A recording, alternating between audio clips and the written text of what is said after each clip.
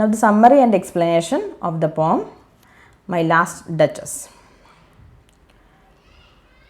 So the summary in this particular poem, it is a dramatic monologue and it was set in the Renaissance Italy, where the speaker is Duke of Ferrara. In the opening line of the poem, the speaker asks someone to look at his late wife, who is painted on the wall as she was alive, painted by Fra Pandolf. Usually the Duke is not interested to show it to anyone, which indicates his possessiveness over his wife.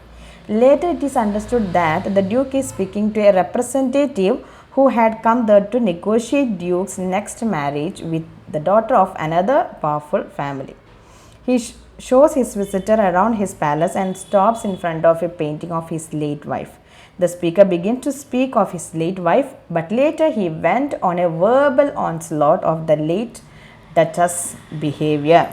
He accuses her of overly flirtatious to everyone and not to appreciating his gift of a 900 years old name. That is, he belongs to an aristocratic, very old aristocratic family, and this lady is not considering. He says that this woman is not, his wife is not considering valuing his family name. And later it is revealed that the Duke is responsible for the Duchess' early death because he says, I give commands, then all smiles stop together. After making this horrific revelation, the Duke turns back to the discussion regarding his next marriage, and when they leave to return to other guests, he called attention to his bronze statue of Neptune taming a seahorse. Duke of Ferrara is clearly a maniac who likes to collect and possess superior artifacts and humans as well.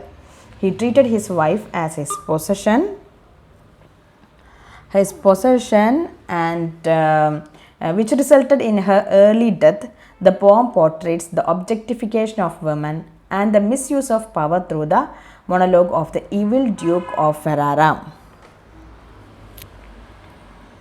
That is the summary.